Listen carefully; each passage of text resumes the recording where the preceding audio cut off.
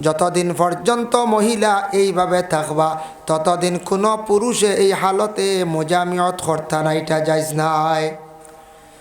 মহিলাদের সেই বেমারের রং দুইটা, তাফসীর ইবনে কাসির লেখছেন দুইটা, আর জহিরা মালুমাতের মধ্যে লেখছেন 6টা রং। তবে তাফসীর লেখছেন একটা লাল বর্ণ আর একটা হলুদ বর্ণ। যদি লাল বর্ণ থাকা অবস্থায় কোনো পুরুষে যদি অজান্তে হোক জানিয়া হোক সে যদি মিলামিশা করিয়া থাকে তার লাগি কফারা লাজিম হয়ে যায় বলে 1 দিনার।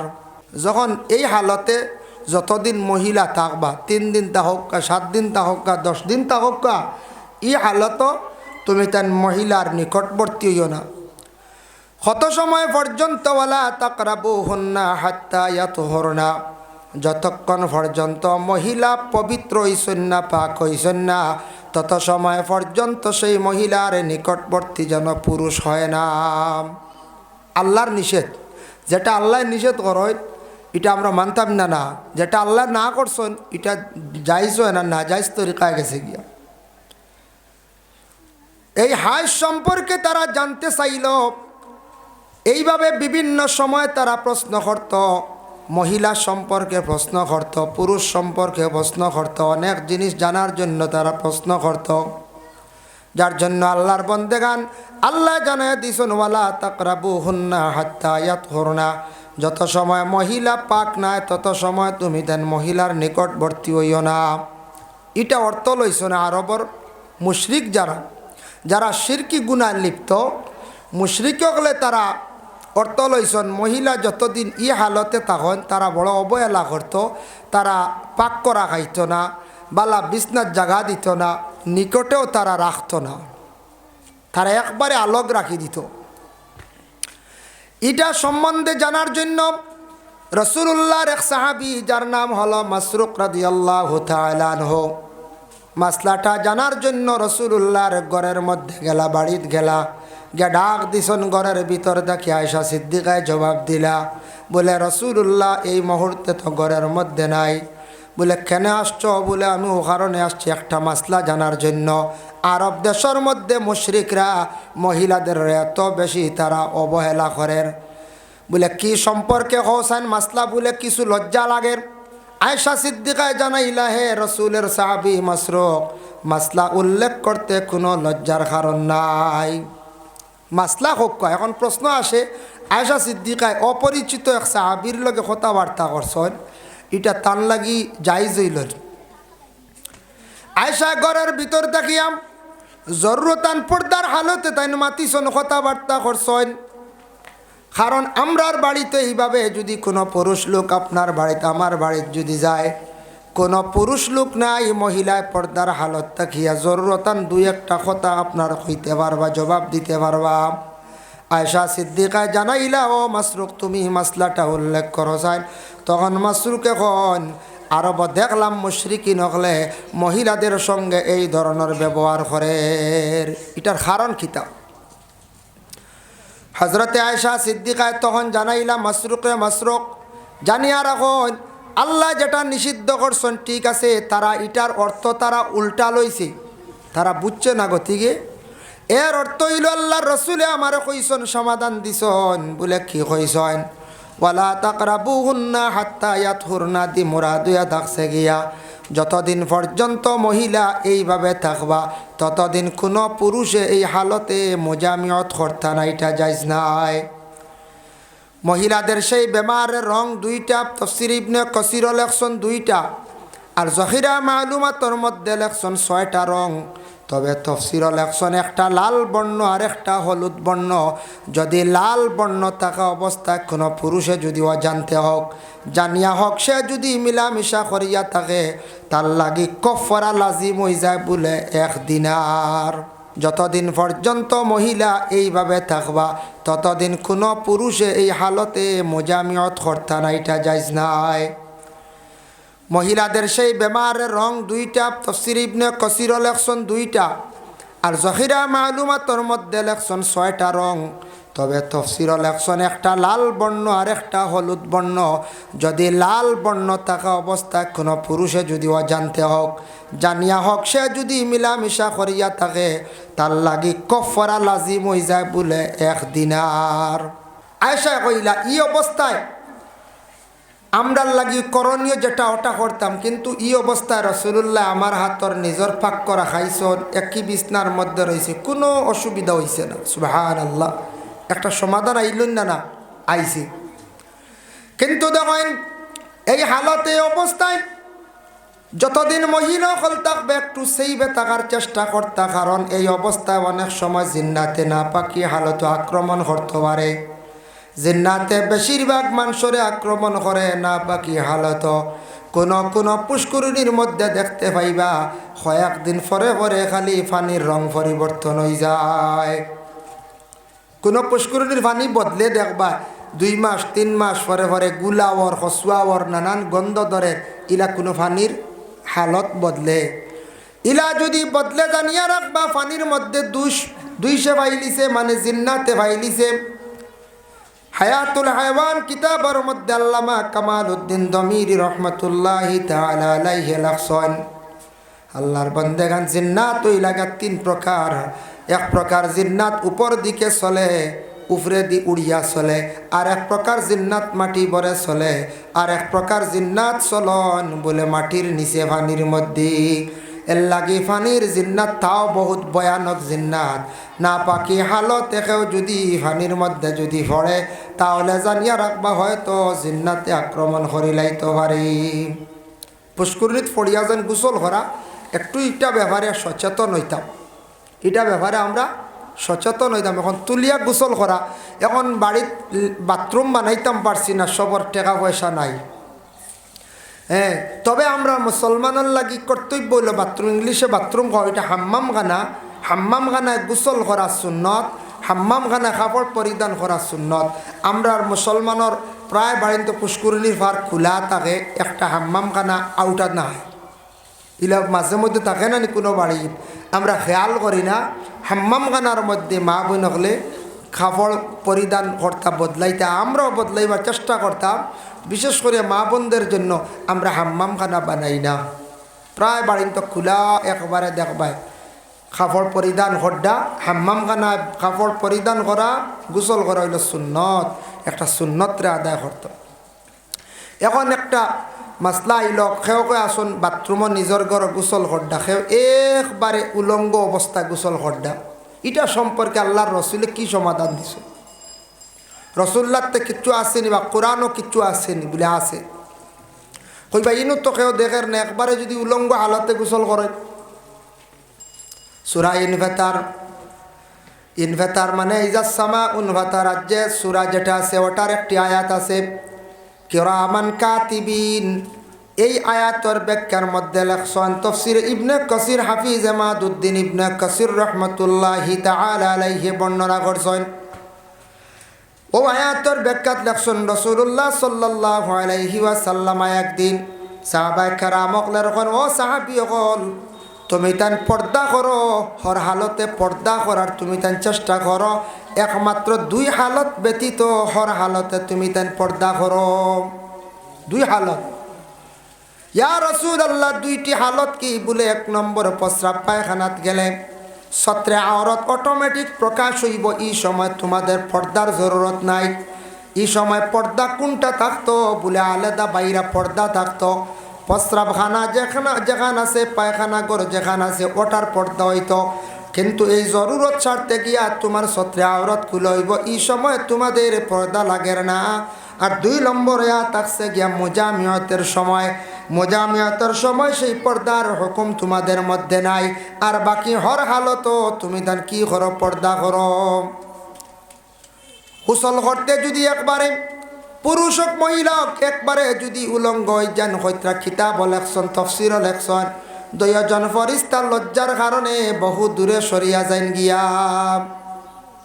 এর জন্য আল্লাহর বন্দেগান কোন 2 জন ফরিস্তা? বলে কিরামান কাতিবিন।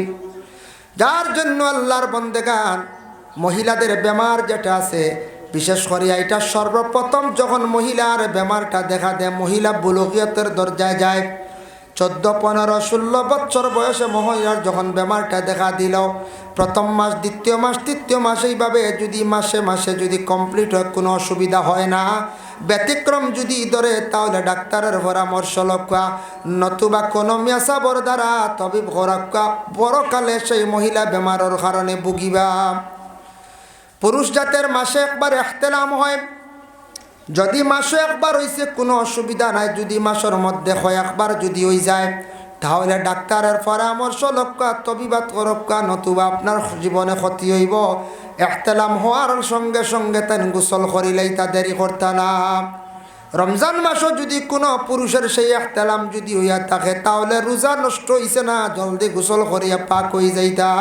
কিন্তু মহিলাদের বেমারটা হওয়ার সাথে সাথে মহিলাগুলোর রোজা শেষ হয়ে গেছে গিয়া, মহিলার রোজা অটোমেটিক শেষ ভাঙ্গি লাইতে, আর অটোমেটিক রোজা নষ্ট হয়ে গেছে গিয়া। যতদিন এই হালত থাকবো, 3 দিন থাকক, 5 দিন থাকক, 7 দিন থাকক, ফাইদ্দাতুম মিন আইয়ামিন উখার, মহিলাগুলোর রমজানের পরে ফরর মাসও বা ফরর মাসও জলদি করিয়া যতটা রোজা তান ভঙ্গ হইছে সেই রোজাগুলা মা বোনকলে কি করতা, আদায় করতা। কিন্তু পুরুষের ইহতিলামের কারণে আপনার রোজা ফাসিদ হইছে না। তবে আল্লাহর রসুলে ফরমাইছেন, রমজান মাস তুমি তান দিনের বেলা ঘুমানির আমলটা কম করিও। রোজা মাস দিনও ঘুমাইলে হয়তো ব্যতিক্রম হয়ে যেতে পারে, এর লাগে কম ঘুমাইতে। আমরা একগুলো বেশি ঘুমাই যাই, যেমন সাহারি খাইয়া ঘুমাইলাম আর উঠি 2টা উঠার সময়, বলে না একগুলো আমরা 2টার সময় উঠলাম, গোসল করলাম, জোহরের নমাজ পড়লাম, কিংবা তো পড়লাম না, গেলাম কি বাজার আটে বাদে তরমুজ জিলাপি ঠান্ডা টুন্ডা লইয়া ইয়া ঘর ঢুকে গেলাম, তো রোজা গেছে কিনা নাস্তা দিই, ঘুমাইয়া বেসাদা দিন নিলাম কিনা পঞ্চায়। আল্লাহর বান্দাগান রমজান মাসম এত একটা সুবর্ণ সুযোগ, দিনের বেলা অবসরে কাজ কাম নাই, কোরআন তিলাওয়াত করেন। আর রমজান মাস তারাবির নামাজের পরে সাহারি খাইবার আগ পর্যন্ত আল্লাহকে বাস্তে সারা যদি রোজানা এক পারা করিয়া যদি তিলাওয়াত করে, 30 দিনে কমাস কম এক খতম হইব কোরআন। ওই বইনা না কোন যায়। আমরা তো চা নাস্তা করি, তারাবির নামাজের পরে চা খাইয়ার, নিমকি খাইয়ার, জিলাপি খাইয়ার, খাইতে খাইতে গপসপ করিয়া মোবাইল চালাইয়া এমনি এমনি সাহারির টাইম হয়ে যার বাদে খাইয়া ঘুমাই যায় না। তাহাজ্জুদের নামাজ রমজান মাস অত সুবর্ণ সুযোগ পাইয়া যদি তাহাজ্জুদ পড়ি না, আল্লাহ খান কম বক্ত আমরা আর জমিনও নাই। রমজান মাস ঘুম থাকি উঠিয়া বলে 8 রাকাত পারছি না, 4 রাকাত তাহাজ্জুদের নামাজ খানাইনতা পড়িলাই। আর রমজান মাসত তাহাজ্জুদের নামাজ পড়িয়া সাহারি খাইয়া আর আমরা সুন্দর মতে ঘুমাই যাই। আল্লাহর বন্দেগান আর ঘুম থাকি উঠিয়া অবসর কুরআন শরীফ বেশি করিয়া তিলাওয়াত করে। রমজান মাসে অনেক মহিলা হলে 2 খতম 3 খতম দিতে পারেন। আমরা পুরুষ লোক যারা আছে ইলাওয়াসি সারা রমজান মাসে কোরআন 1 খতম দিতাম পারি না, দুঃখজনক ব্যাপার। ভাই কোরআন যদি তিলাওয়াত করি না, কোনো আমার ক্ষতিবর, আল্লাহর কোরআনের তেমন কোনো ক্ষতিবর নাম। কোরআনের ক্ষতি করতাম পারতাম না, ক্ষতিওর আমার, আমি পিছিয়ে পড়িয়ার কোরআন শরীফ তিলাওয়াত করক। যার জন্য আল্লাহ পাক রব্বুল আলামিন আবার ঘোষণা করেন, ইন্নাল্লাহা ইউহিব্বুত তাওয়াবিনা ওয়া ইউহিব্বুল মুতাতাহহিরিন। আল্লাহর যাতে জানাইন নিশ্চয় বেশক আমি আল্লাহর যাতে কইয়ার দেও বন্দা হল, যে বন্দা তৌবাকারী তৌবা করনেওয়ালা, আমি আল্লাহ তাদের বড় মহব্বত করে। মানুষ জীবনে গলত হইব, ভুল হইব, মানুষে যদি ভুল করার পরে যদি আবার চিন্তা করে না আমার গুনাহটা কিলা মাফ করাই দাম, সে হিসাব করতো জিন্দগির মধ্যে কতটুক গুনাহ করলাম, কতটুক আমি অপরাধ করলাম, এগুলা হিসাব করিয়া মানুষে কি করতো, আল্লাহর কাছে তৌবা করতো। তৌবাকারী আল্লাহ বড় মহব্বত করন। আমরা মাঝে মধ্যে গলত করি না, ভুল হয়ে যায় না, মানুষ জীবনে ভুল হয়, কিন্তু এখানে চিন্তা করতাম যে আমার ভুল করি লাইছি, বেকিয়ালে ভুলবশত করছি বা বেতালে পড়িয়া করি লাইছি, এখান মাফ করাইবার চেষ্টা করতাম, তৌবা করতাম। তৌবা আমরা কেউ করি, কেউ গালত 2 তাবড় দিয়ে গেলাম তৌবা তৌবা আন্না, ওলা হইন না নি কেউ আন্না আন্না তৌবা তৌবা তৌবা হলো তো তৌবা আপনি আস্তাগফিরুল্লাহ পড়িতা, তুবু ইলাল্লাহি তাওবাতান নাসুহা, ওলা আপনি তৌবা করেন।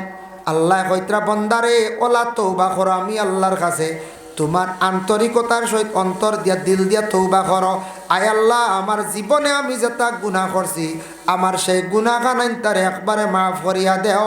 এই গুনার জীবনে করতাম না, যে গুনাহ করছি গুনাহটা থেকে আমি পরহেজ করতাম, সরিয়া থাকতাম।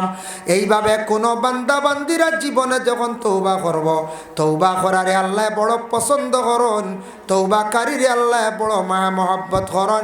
আর যে বিলকুল তৌবা করে না, গুনার কথা স্মরণ করে না, ইয়াদ করে না, গুনার বোঝা খালি জমাইয়া আমরা রাখি, আর কিয়ামতের দিন গিয়া দেখমু খালি গুনার পাহাড় আর পাহাড়, গুনার বোঝা দেখমু। একটা হদিস আপনারা সামনে আমি আনিয়া, এই হদিসটা ইয়া থাকছে গিয়া বুখারী শরীফের হদিস। তার মফহুমটা নিয়ার আল্লাহর এক বান্দা আসলো তার জিন্দেগির মধ্যে, মানুষদের খালি হত্যা করছে, হত্যা করতে করতে ৯৯ জন মানুষে হত্যা করি লাইছে। ৯৯ ব্যক্তির হত্যা করছে।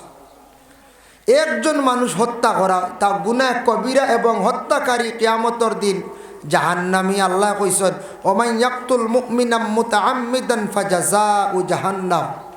হত্যাকারী যারা স্বইচ্ছায় স্বজ্ঞানে বুদ্ধি মানে কি স্বজ্ঞানে বিবেক হিসাবে ধন সম্পদের লোভে কারণবশত একজন মানুষকে হত্যা করছে, এইভাবে হত্যাকারীর ঠিকানা জাহান্নাম। জাহান্নাম ছাড়া এরা রাস্তা নাই। বেটায় ৯৯টি হত্যা করি লাইছে। ৯৯টি হত্যা করার পরে আল্লাহর বন্দার চিন্তা জাগলো, রে জীবনে এত বড় বড় ভুল করলাম, গুনাহ করলাম, আমার গুনাহগুলা আমি কিভাবে আল্লাহর কাছে মাফ করাই। গুনাহটারে মাফ করাইবার জন্য চিন্তা ধারণা করিয়া বাড়ির থাকি বড় পেরেশানি হালত বাই রইছে। রাস্তার মধ্যে একজন আলিম সাহেব পাইছে, জাননেওয়ালা একজন ব্যক্তিরে কইল, বলে সাহেব আমার গুনাহটা কিলা মাফ করাইতাম। বলে কি রকম? বলে আমার জীবনে ৯৯টি হত্যা করি লাইছি, মাফ করাইবার একটা সুরত কইয়া দেখবা। আমরা কোনো সময় আলিম সাহর কাছে, জ্ঞানী মাস্টার সাহর কাছে, উকিল সাহর কাছে পরামর্শ যাই না, না বেটা গেছে গুনাহটা মাফ করাইবার লাগি বাড়ি থেকে বাড়াইছে। আল্লাহর বন্দা কি করছে, খোয়ার লগে লগে সেই ব্যক্তি কইলা, বা আমার জানা মতো একটা অপরাধ আল্লাহ মাফ দিত নাই। মানুষে হত্যা করা মহাপাপ, তুমি যেন কতজন মানুষে মারছ, ইটা গুনাহ মনে হয় আল্লাহ মাফ দিত না। ইটা ব্যাপার আমি কইতে পারতাম না। বেটার উঠছে আরো বুঝা হইল ৯৯ যদি আল্লাহ মাফ দিতে এগো দিব, এনরও বেটা হত্যা করিস। কত হয়েছে এখন ১০০ সব ফুরাই দিছে। কইছে মাফ দিলে সারা দিতা, না দিলে তো নাই, হৌ জাহান্নামী। ১০০ ফুরাই লাইছে। ফুরাইয়া আবার রওনা দিছে সামনে দি যার যাইতে সময় আর একজন ব্যক্তিরে পাইল, বলে জীবনে তত অপরাধ করছি, গুনাহ করছি, ১০০টি মানুষকে হত্যা করলাম, এখন কৌশন আমার গুনাহটা কিভাবে আমি মাফ করাই। বলে তুমি সামনে দি যাও গিয়ে একজন বুজুর্গ আসন, বুজুর্গর বাড়ির মধ্যে গেলে তাই না আপনার একটা পরামর্শ দিবা। রওনা দিছে, যাইবার আগে রাস্তায় আল্লাহর বন্দার ইন্তেকাল হয়ে গেল। এখন তো গুনাহটা মাফ করাইবার জন্য জায়গা পর্যন্ত পৌঁছিতে পারল না। আসমান তাকি ২ গুরু ফরিস্তা হল আশ্চর্য। এক গুরু ফরিস্তা হইলা জন্নতি, অপর গুরু জাহান্নামী। জন্নতির এখন জন্নত নিতাম, জাহান্নামীর এখন জাহান্নাম নিতাম। খেনে নিতা জন্নতির গুড় এখন বেটা গুনাহ মাফ করাইবার জন্য বাড়ির থাকি বাইর হইছি, বালা নেক উদ্দেশ্য লইয়া বাইর হইছি, আমরা বন্দারে জন্নতর মধ্যে লইয়া যাইতাম। আর জাহান্নামী গুড় এখন বলে বেটা তো বুজুর্গর বাড়িতে পৌঁছিছে না, গুনাহটারে তো মাফ করাইতে পারছে না, এর জন্য আমরা জাহান্নামের মধ্যে নিয়ে যাইতাম। লাই গেল উভয়ের মধ্যে, দুই গুরুর মধ্যে একটা ফসাদ, ঠানাঠানি লাই গেল। আল্লাহ সমাধান দিলা, কইরা ও বরিষ্ঠ হল তুমি তান আর ফসাদ করিও না, টানাটানি করিও না, ঝগড়া করিও না। ই বন্দা ব্যবহারে তুমি তান মাফ কাটি দেওয়া আরম্ভ করো, বেটার বাড়ির থাকি মাফ আরম্ভ করো। আর যে জায়গাত বেটা মারা গেছে সেই জায়গার থাকি মাফ দেও। যে পীর সাবর বাড়ির যাইতো, বুজুর্গর বাড়ির যাইতো, ও জায়গা পর্যন্ত তুমি তান মাফ দেও, ও জায়গা পর্যন্ত তুমি তাই মাফ দেও। মাফ দেওয়া আরম্ভ হইল। মাফ দেওয়ার পরে সাইয়া দেখুন বেটা বুজুর্গর বাড়ির দিকে বেশি অগ্রসর হয়ে গেছে। বাড়ির দিকে জাগাবে আল্লাহ ফয়সালা দিয়া কইলা আমি কইয়া দিয়ার যদি দেখো বুজুর্গর বাড়ির দিকে বেশি আগুয়াই গেছে বালা জাগাত যাইতো বলিয়া তাহলে জন্নতর ফরিস্তায় জন্নত লইয়া যাইও গিয়া আর জাহান্নামর ফরিস্তায় আর নিও না। আল্লাহর ফয়সালার উপরে ফরিস্তা হলে বেটা যেহেতু বাড়ির দিকে আগুয়াই গেছে কোন বাড়ির বুজুর্গর বাড়ির দিকে জন্নতর ফরিস্তা হলে বন্দারে জন্নতর মধ্যে লইয়া গেছেন গিয়া সুবহানাল্লাহ। এর লাগি বালা উদ্দেশ্যে বালা নিয়ত করি বেটা বাড়ির তাকি বার হইছে বেটা জন্নতি হয়ে গেছে হইছেন না না। যে কোনো কাম করতে সময় বালা নেক উদ্দেশ্য থাকতো।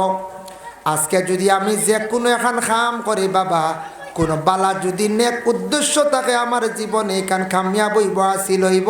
আর যদি নেক কোনো ইরাদা থাকে না উদ্দেশ্য থাকে না তাহলে এটার মধ্যে আমি কোনো দিন কামিয়াবি দরজা পৌঁছিতাম পারতাম নাই। ওরে আল্লাহর বন্দেগান যার জন্য আল্লাহর বন্দা নেক উদ্দেশ্য লইয়া বাড়ির থাকি বাহির হইছে গুনার মাফ করাইবার জন্য। কিছু আমাদের দেশে বাইয়াই নাচন মানে এই দিনও জানুয়ারি মাস কি করেন পিকনিক খাওয়া যায় যাই না না